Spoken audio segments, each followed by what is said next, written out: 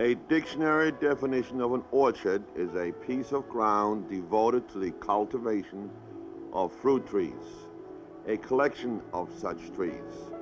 Howsoever, an orchard is also the place for all seasons. Orchards, especially apple orchards, have been cultivated since antiquity, biblical times. Apples have been grown, eaten, enjoyed by man in every country in the world. In New England, old orchards are special places, like this one in Marshfield, Massachusetts, owned and operated by the Mounce family, with Harry Mounce in his 90s, the icon of 6 generations of farmers on the same land, affectionately known locally as Uncle Harry.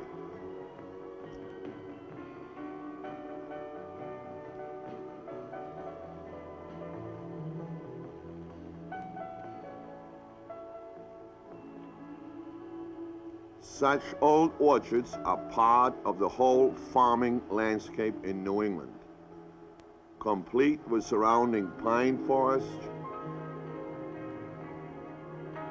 mill pond, meadow gardens,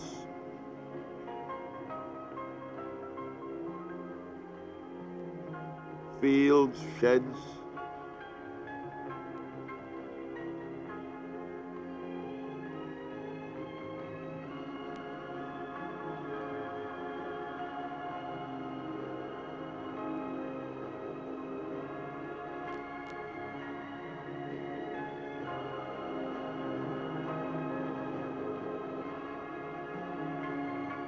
barns, farm equipment, forming contiguous ecological edges, an ecosystem of incredible biodiversity.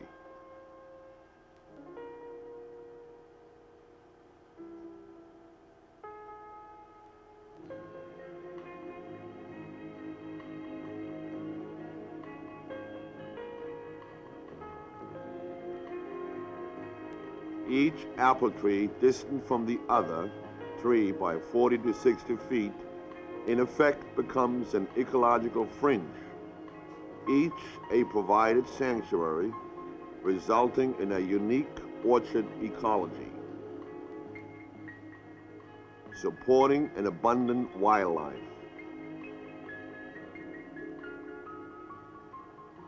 Each tree a separate mini ecosystem to be claimed by nature and used for different purposes than just man's effort to grow fruit.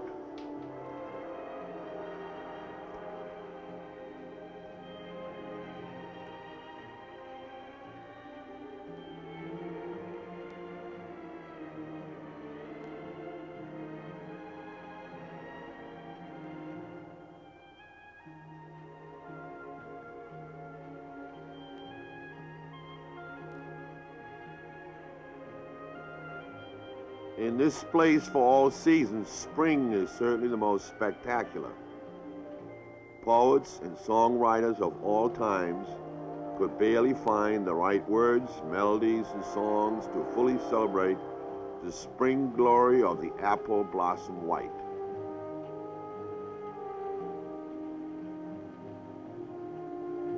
A walk through this orchard as the trees burst into full bloom. At flowering time, the pungent sweetness and the intense whiteness forms a luminous tunnel with the top branches arcing over, barely touching.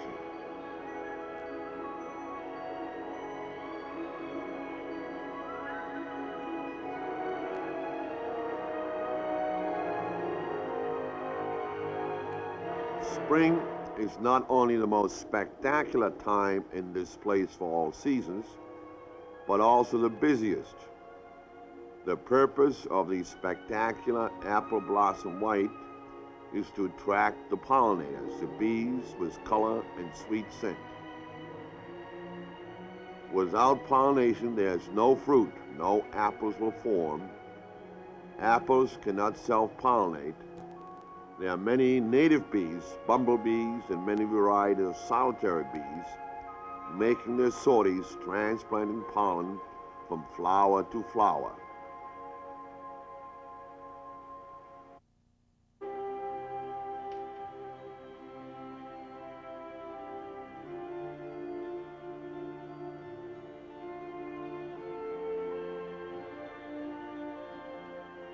But the task of full pollination of a large orchard is overwhelming for these natives.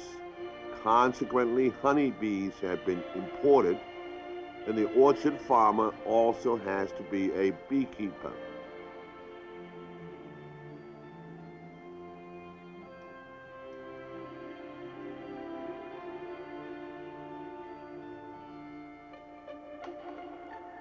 These active bees not only provide pollination, but also honey for the farmer's expert care.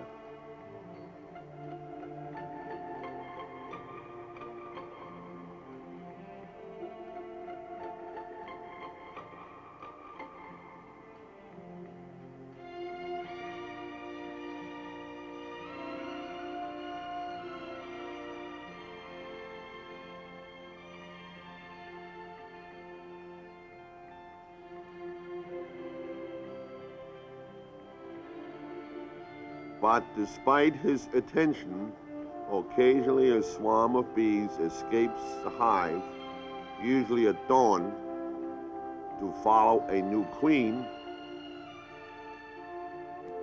and become wild but not native honeybees.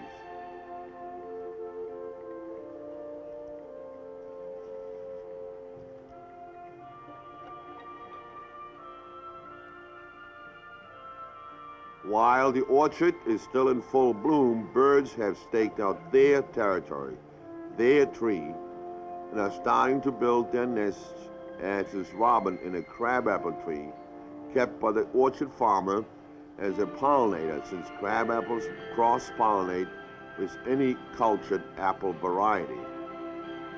While the male is busy staking out and defending his claim in the orchard by action and song, the female builds a nest, gathering and bringing in nesting material for the construction. More coarse but stronger material for the outside wall, finer grasses and rootlets for the inside lining, twisting and turning to mold the cup for a perfect fit for her brooding body. In the swaying top branches of the adjacent apple tree, a pair of Baltimore Orioles is building their intricate nest.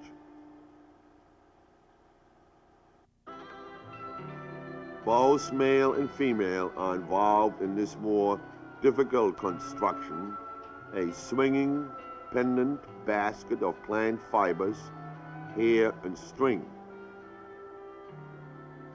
While the male seems more concerned about the engineering feat of anchoring the nest and knotting the edges to the swaying branches, the female seems to concentrate on the inside job, lining this pensile basket nest with hair, wool, and fine grasses.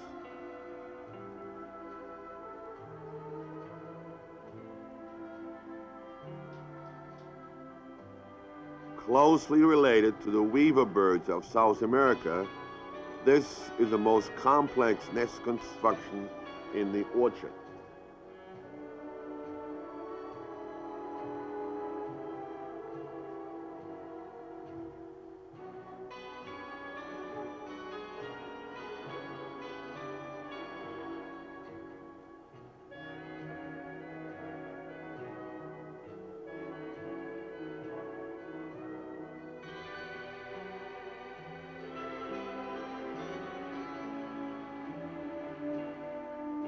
A whole colony of cedar waxwings are building their nests now, almost one in every other apple tree.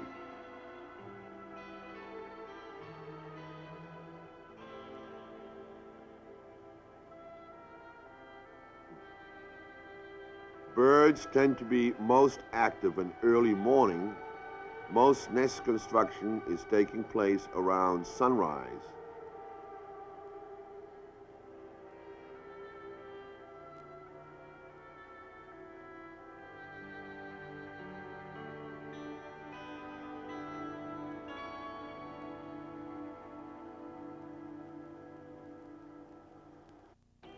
especially mockingbirds. The male song usually precedes the wake-up call of the farmer's rooster, while the female is working secretively on her nest with the sunrise.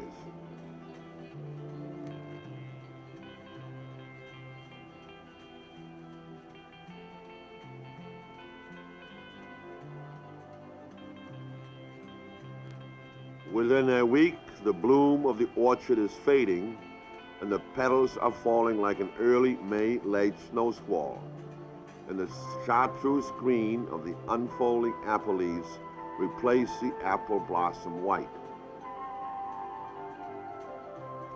By now, the nests have been completed, like this classic robin nest, strong outside walls reinforced with mud and the soft inside lining containing the classic robin blue eggs.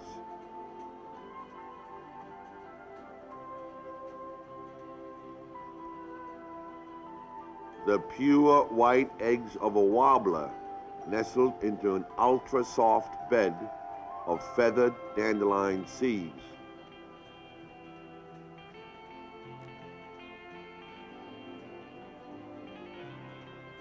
Even nests on the ground, as this one built by a pair of towhees.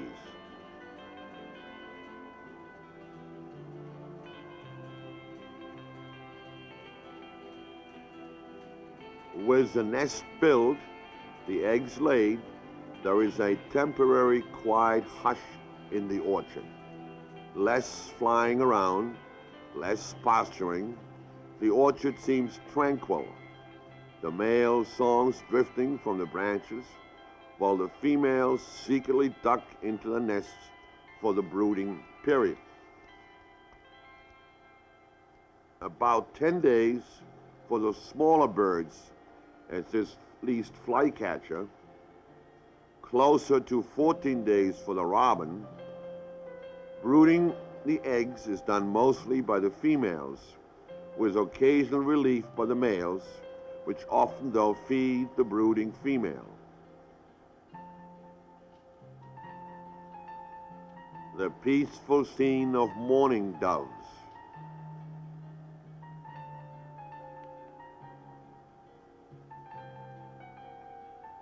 A chipping sparrow ducks into her well-hidden nest.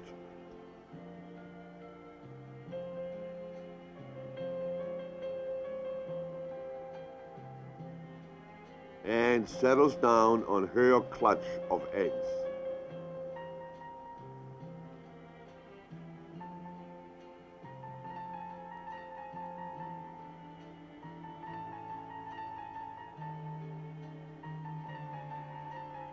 Among the grasses between the rows of the apple trees, a killdeer, a ground nesting plover, one of the most strikingly marked birds.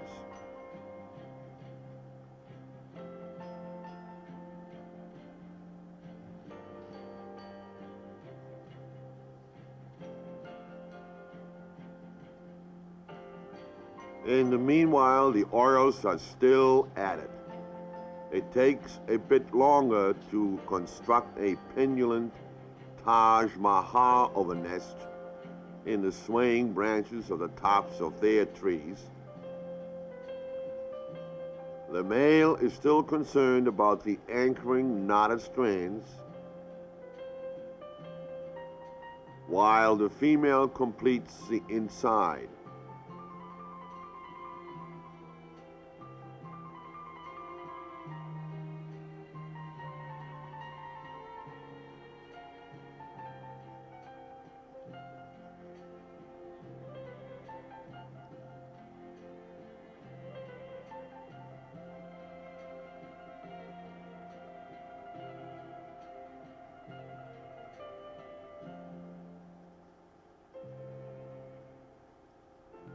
But finally, even this nest is complete. The final check by the male.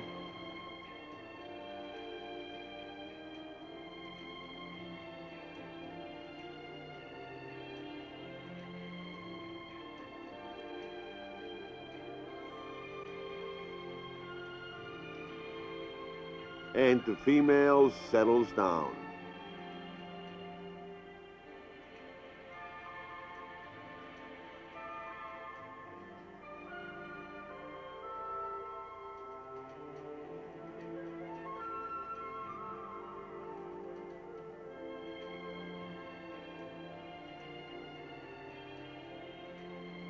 Within 10 to 20 days, the eggs are hatched, and the orchard hums with activity again.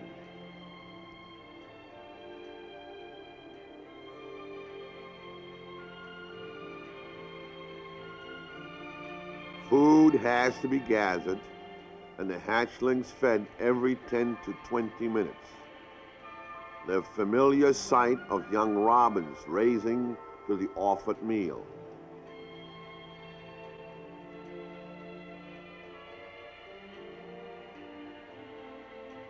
Both male and female are actively feeding their young.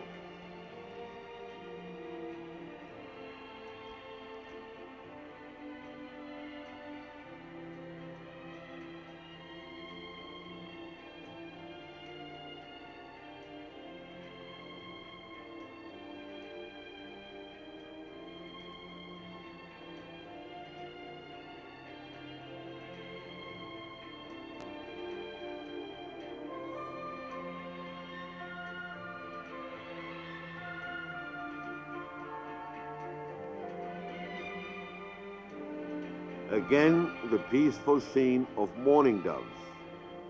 The hatchlings already beginning to look like doves.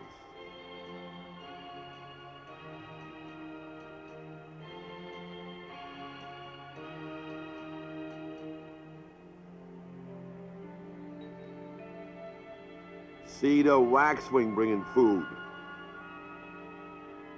Often berries in their crops, seemingly producing these at the nest site out of thin air like magicians.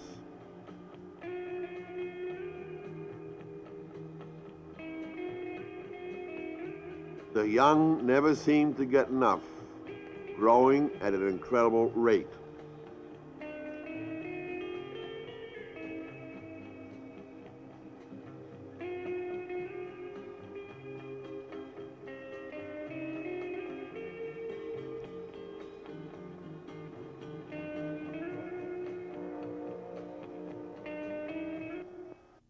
Eastern kingbirds, our largest local flycatcher, their nests often in the very top branches.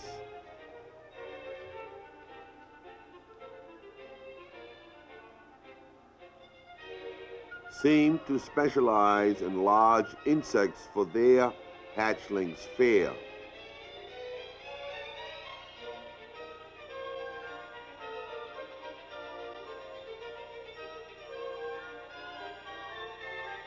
In the well-constructed nests containing bark fibers and rootlets, a pair of American redstart, one of our largest wood warblers, the colorful male with prominent salmon and yellow patches,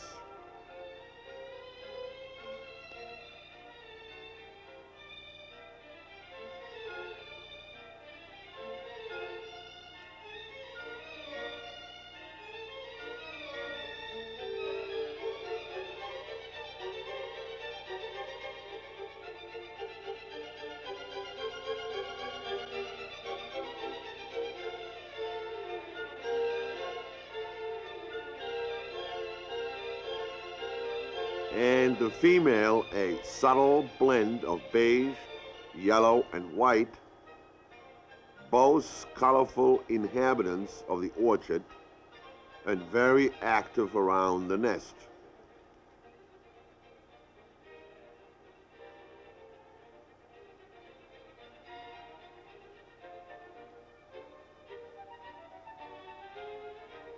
Our smallest flycatcher, the least flycatcher,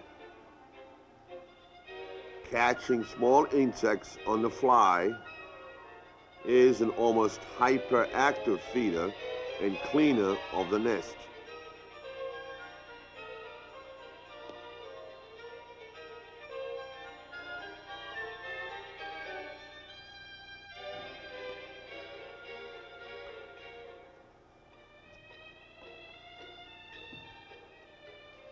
northern shrikes, the young hatchlings already looking like their parents,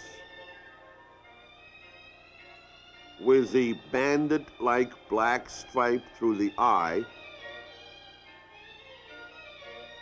The adults, like blue jays, sometimes prey on other birds' nestlings and even small mammals.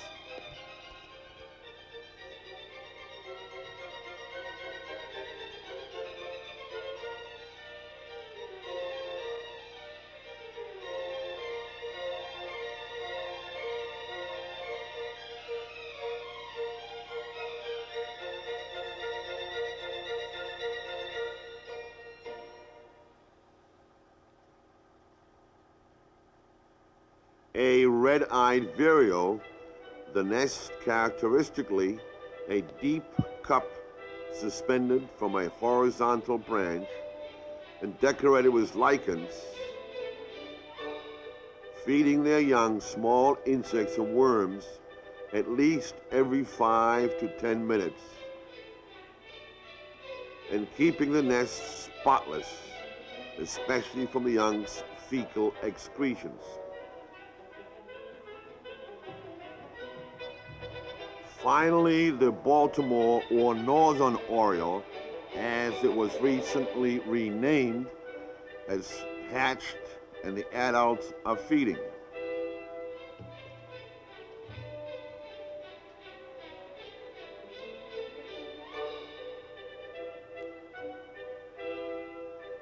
The male, an orange flash in the orchard, very active in feeding and raising the young in their safe and secure super nest. There is another oriole in the orchard, actually called an orchard oriole.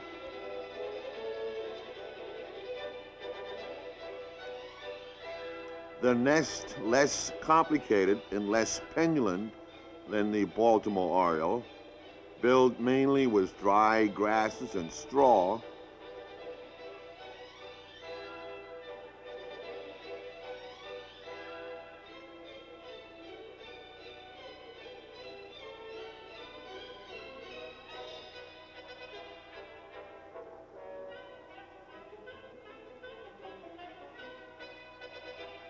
This young, immature male, less flashy than the Baltimore oriole, but his song a lot more musical and melodious.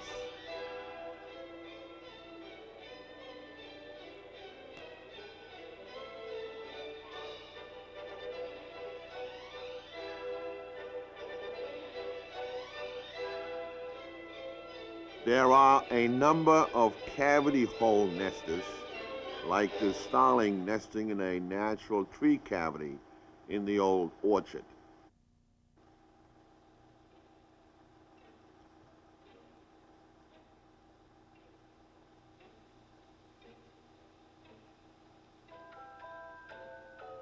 Hyperactive chickadees literally flying into their nesting hole.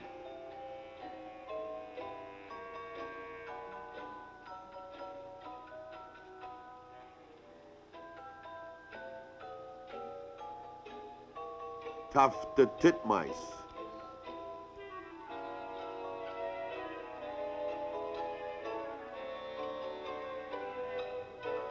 house wrens nest in small natural cavities or in wren boxes provided for them. The acrobats of the avian population.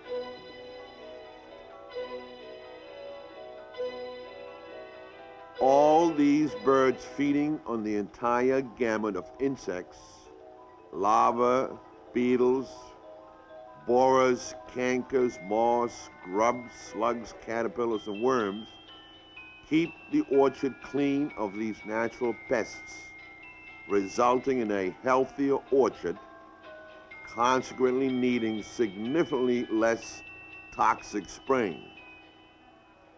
This long line of orchard farmers knows that and look out for the local bird population, including woodpeckers, An old dead snag is left standing for the nesting cavities of woodpeckers and flickers and the other nesters to follow.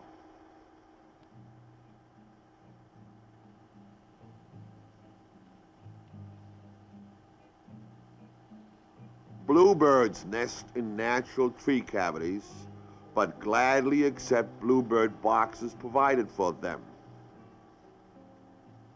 The male and female are quite differently marked, with the male in his sky blue splendor. Hence the old Indian saga that the Great Spirit took a piece of sky and created the bluebird to cheer up a grieving young Indian maiden. Significant color variations between the two sexes, dichromatic two-color morphs, is common in birds, as in the scarlet tanagers. The male, indeed, a deep scarlet red and black wings,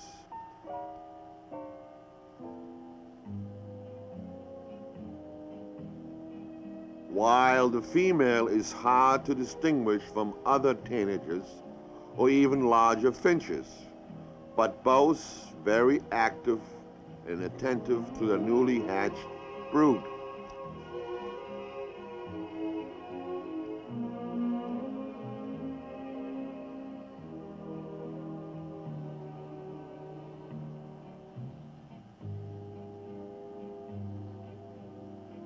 The old sheds and barns are used by nesting birds, the farmer purposely leaving a door or window open for them, as phoebes nesting in a dark corner of the sorting shed.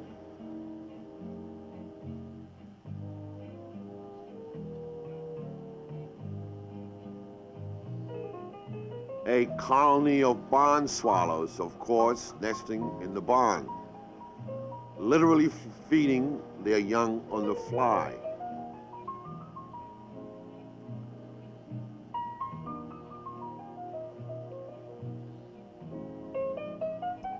Earlier in the spring, a female mallard duck had enticed too many suitors. In society, this would be unacceptable, bordering on gang rape, not politically correct, not even in Washington, D.C. But in nature, the end does justify the means. All of her eggs are fertilized, probably by a different drake, passing their gene pool into future mallard generations. 3 to 4 weeks later, her entire hatch of ducklings are floating in the pond, and safety as well as the future is in numbers. Snapping turtles are prowling through the pond looking for an easy prey. Sparrowhawks nesting in a nearby natural tree cavity, a duckling just about the size of a sparrow, easy prey. Sparrowhawks are actually not hawks but our smallest falcon, with long pointed wings and narrow tail, correctly called American kestrel. The males the teasel, and the larger female the hen falcon.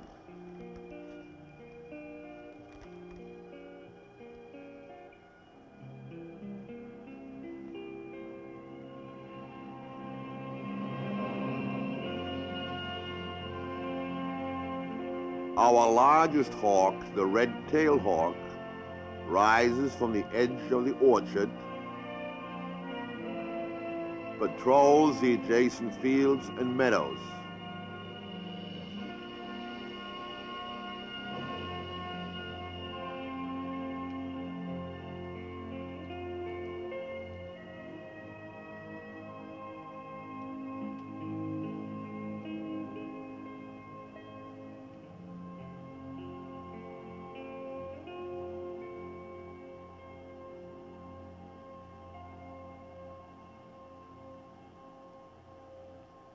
The huge nest close to the bowl near the top of a local larch tree.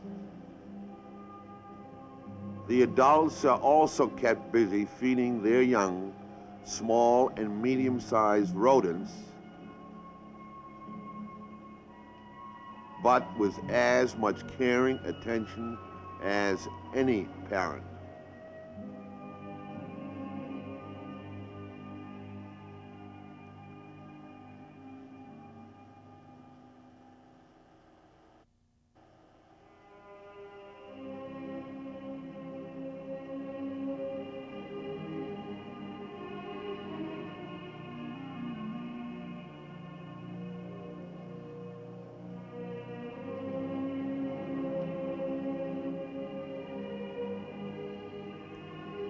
From dusk through the night till dawn, our largest and most powerful owl, the great horned owl, hunts the orchard and adjacent fields and meadows to feed their young in the nearby pine grove, usually in old nests of crows and hawks. The region's most powerful nocturnal avian predator, so powerful that it often captures rabbits, groundhogs, and skunks.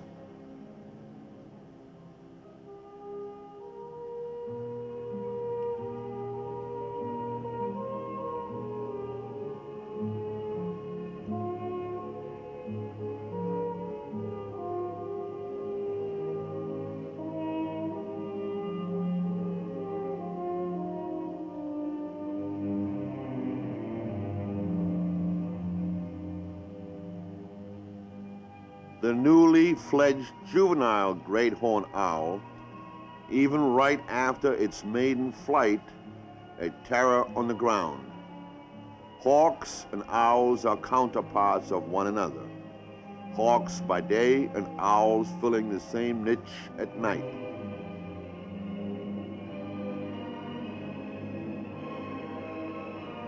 While our smallest eared owl, the screech owl, nests in the natural tree cavities of the orchard, actively hunting mice, moles, voles, amphibians, and frogs at night. In the meanwhile, late spring is sliding into early summer. The little green apples are swelling and beginning to show early hues of color.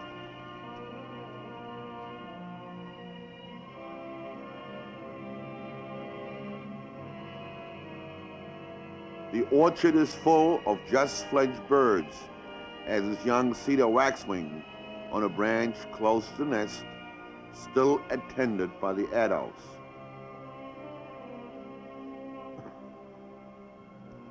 The adjacent meadow is ablaze with color, daisies rippling and rolling gently in the summer breeze.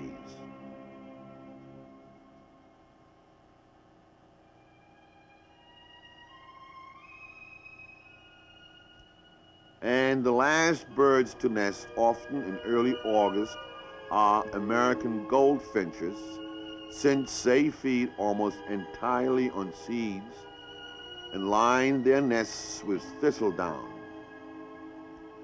The male's song similar to that of many pet canaries, and during incubation, the male feeds the female, which hardly ever leaves the nest.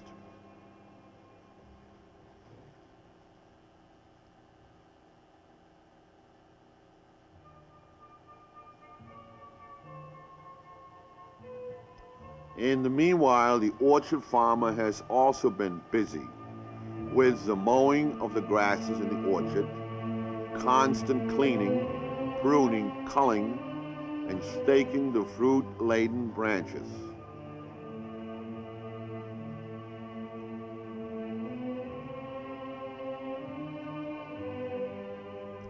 Then a sudden midsummer night thunderstorm with destructive downpours in shearing winds, splitting major branches and entire trees. Not quite a tornado, but by morning the damage to the orchard is extensive.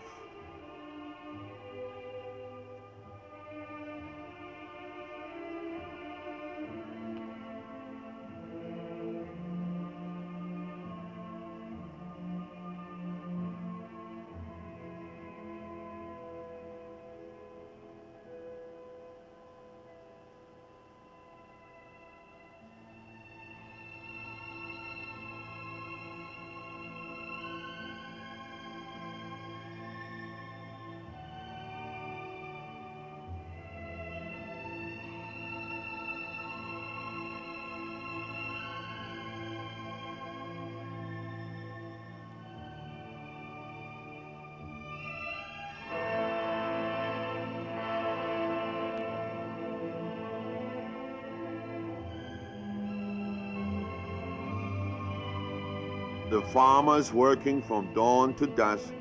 In no time, the branches are propped up, staked and tied up to carry the increasing weight of the ripening fruit.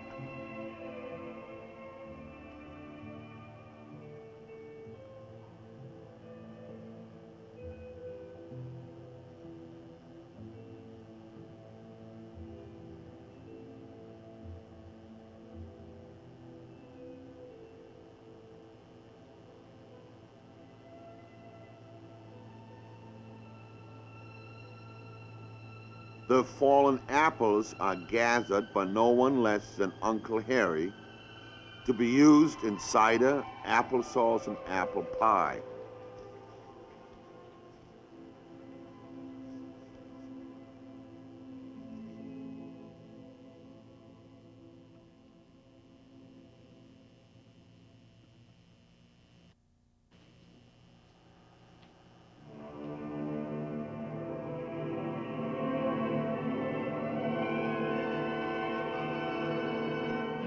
Howsoever, there is complete loss of late nests, some second clutches, smashed to the ground, young and eggs destroyed.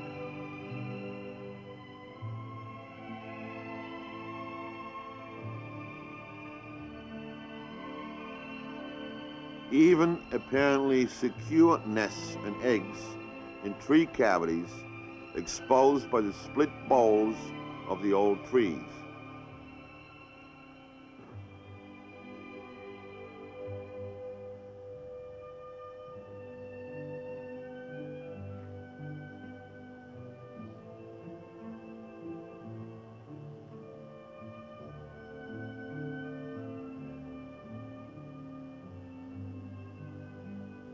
Life continues with the mammal population of the orchard.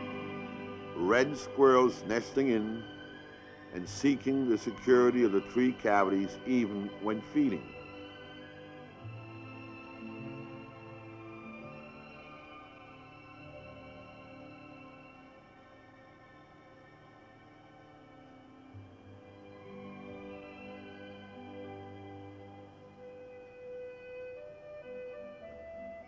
Chipmunks running up the supporting beams and branches.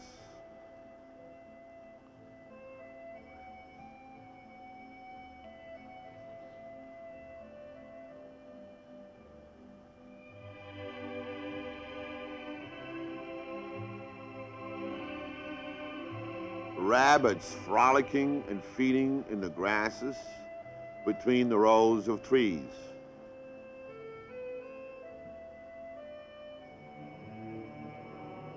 Woodchucks seeking out the clover, tender grasses, and wildflowers.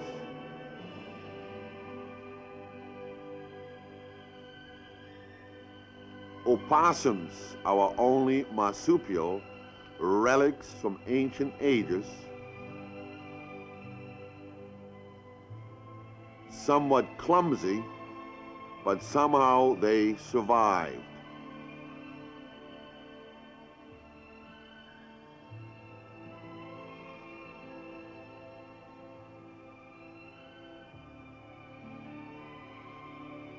A whole family of raccoons smelling apples from great distances and helping themselves to a great feast.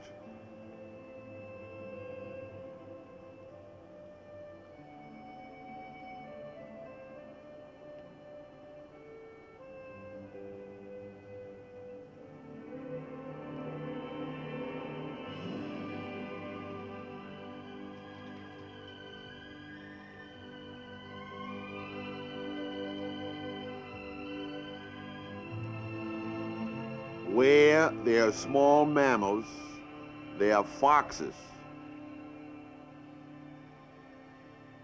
keeping the necessary checks and balances of nature.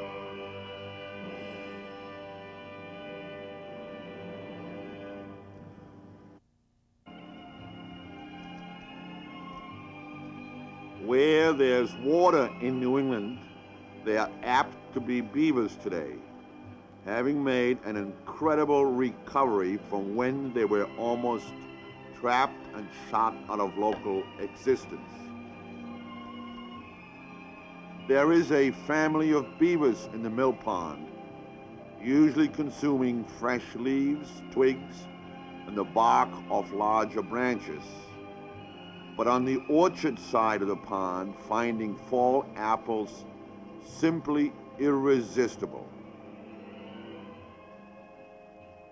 Taking turns coming out of the safety of the water with their clumsy beaver shuffle to retrieve the fallen apples.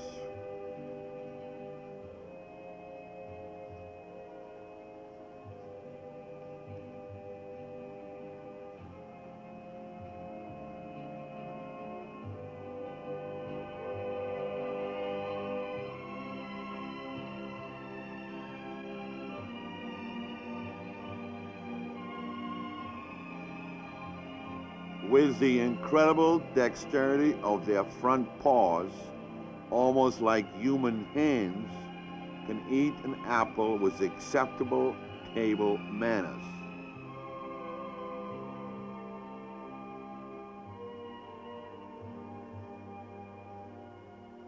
Living in harmony with nature, with a perspective that helps them maintain balance between their lives and nature, these orchard farmers tolerate and accept the beaver family as part of the local natural ecosystem. They don't bother the mature apple trees, but keep the edge and banks of the pond clear of brush and overgrowth.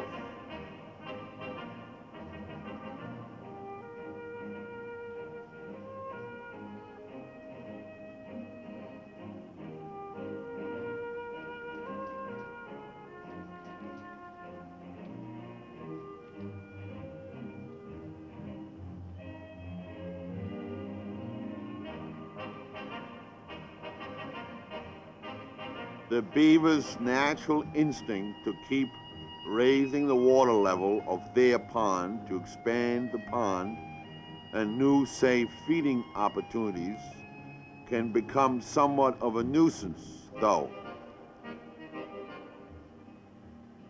as they constantly add building material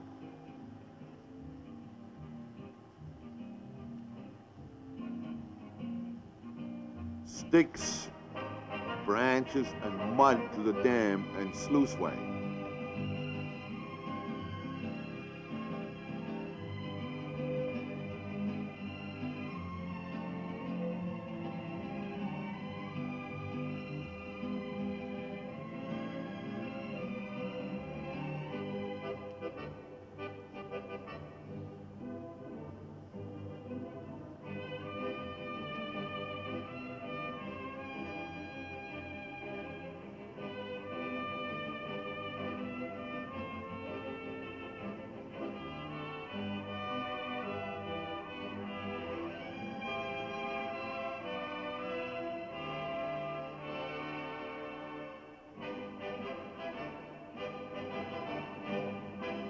Almost like the lunch pails of construction workers, they store a few apples on their project for snacks between their busy beaver routine.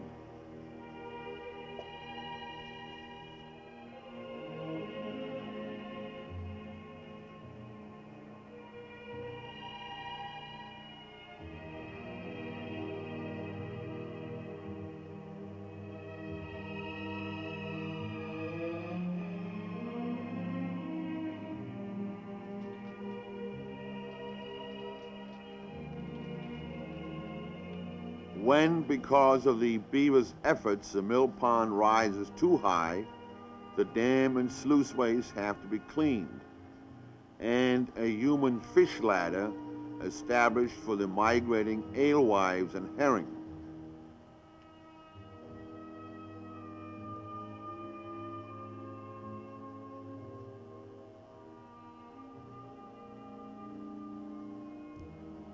With summer's passage into early fall, the green fruit swells and turns red, as the taste changes from acid to tart to apple sweetness.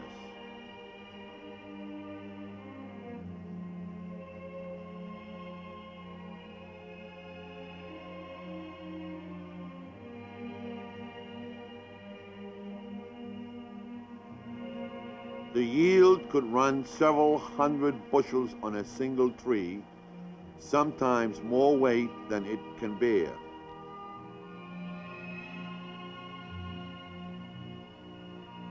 This is the busiest time of the year for the orchard's farmer's family. All 4 generations get involved in the harvest, which lasts from September into October. Grandson and son are expert apple pickers.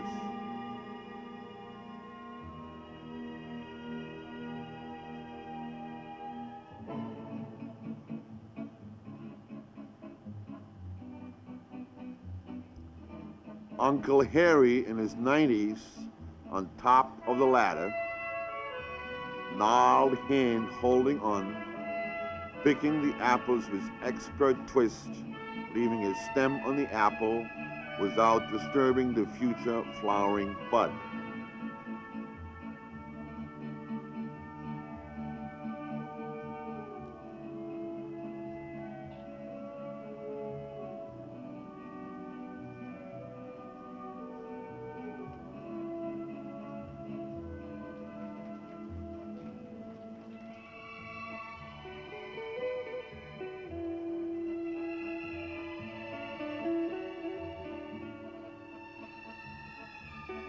The younger generation concentrates on the lower branches, saving their elders' backs and learning in the process.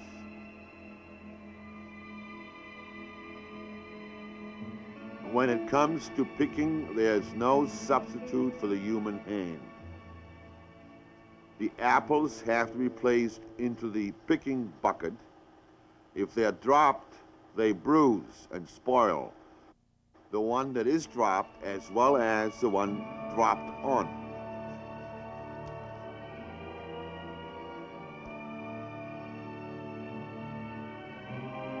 Crates and baskets are filling up with the annual apple bonanza, loaded into the old wagons and cars to be shipped to market.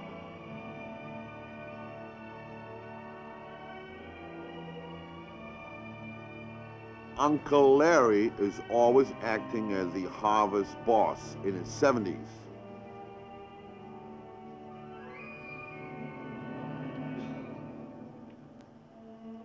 A man that knows his apples.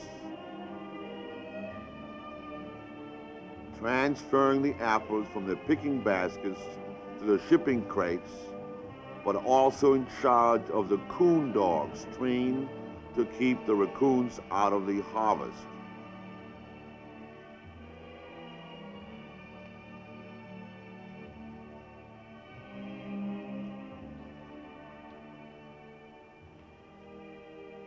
Uncle Harry, in his 90th harvest, is optimistically talking about and planning for the next decade.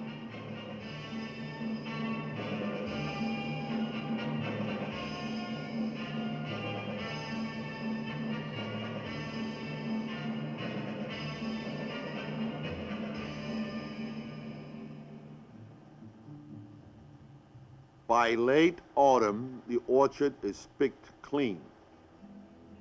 Apples harvested, leaves showing only bits of fall colors are falling, revealing the specific shape of each tree. Tools and equipment stored in the old sorting shed. The bare trees exposing the formerly hidden nest of this past spring and summer. The oriole's nest in the top branches,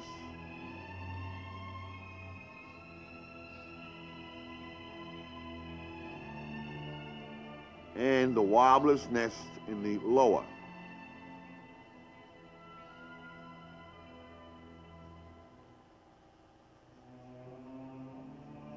There's always one lonely apple left hanging in the autumn chill. Those that have been there and done that know that this apple, slightly kissed by a light frost, is an incredible, sweet, ripening treat. The orchard farmer's work continues. The fall pruning and cleanup from the last storm, and branches weakened and twisted from the fruit's overload.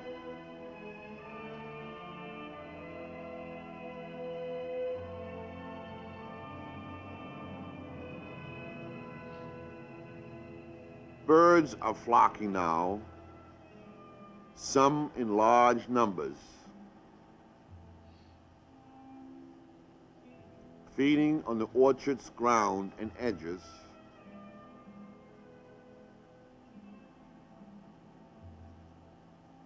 to gather and store energy for the flight to their southern wintering habitat. And suddenly one morning, the mill pond is frozen over.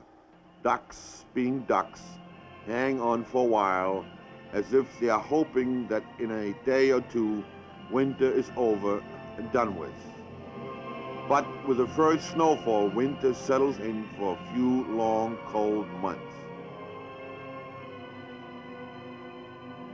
The orchard in this season, with a brush of winter white, seems cold and empty.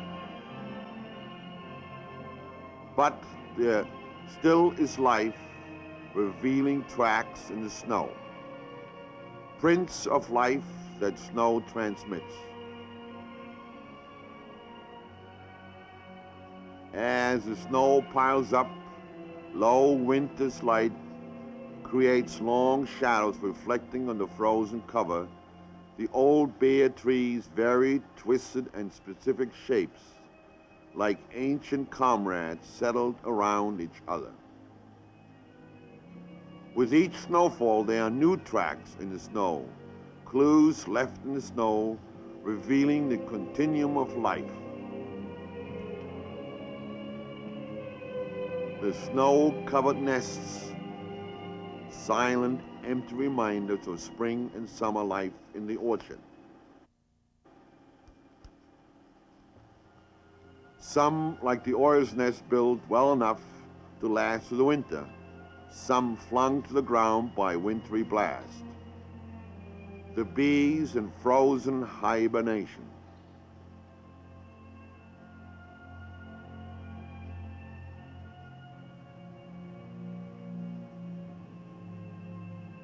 The mill pond surface frozen solid, little signs of life or activity here.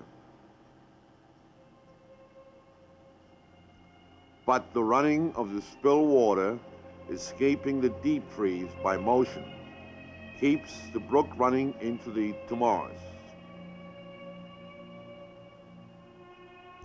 Different forms and variety of life appears in the orchard. A great gray owl from the northern forest has migrated down to hunt at dusk and dawn.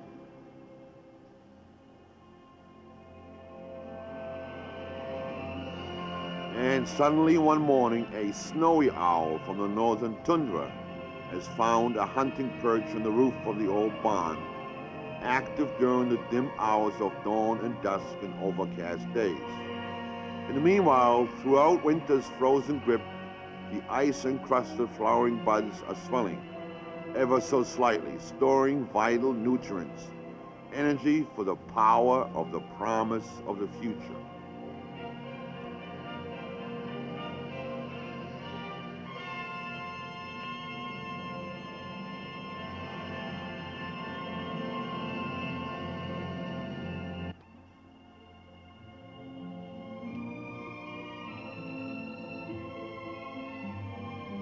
And with the first warm rays of early spring, show their promise and fulfill it, ready to burst into early apple pink.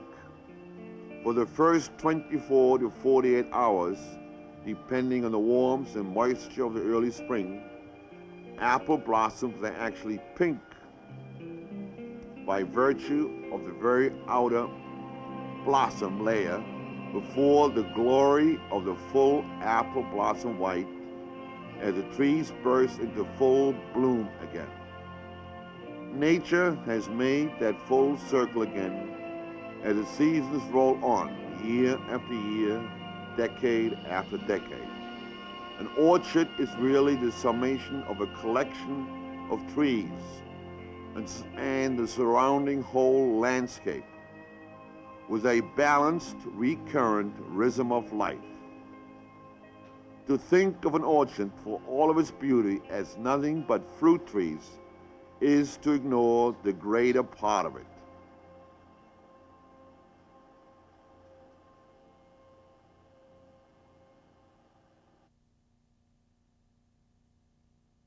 With the return of the nesting birds, as the orioles, their nesting cycle has also been completed again, as new nests are built in the orchard for this new spring. To quote a local contemporary poet, Sarah Messer, time in such places is not linear, it's circular. An orchard is indeed a place for all seasons.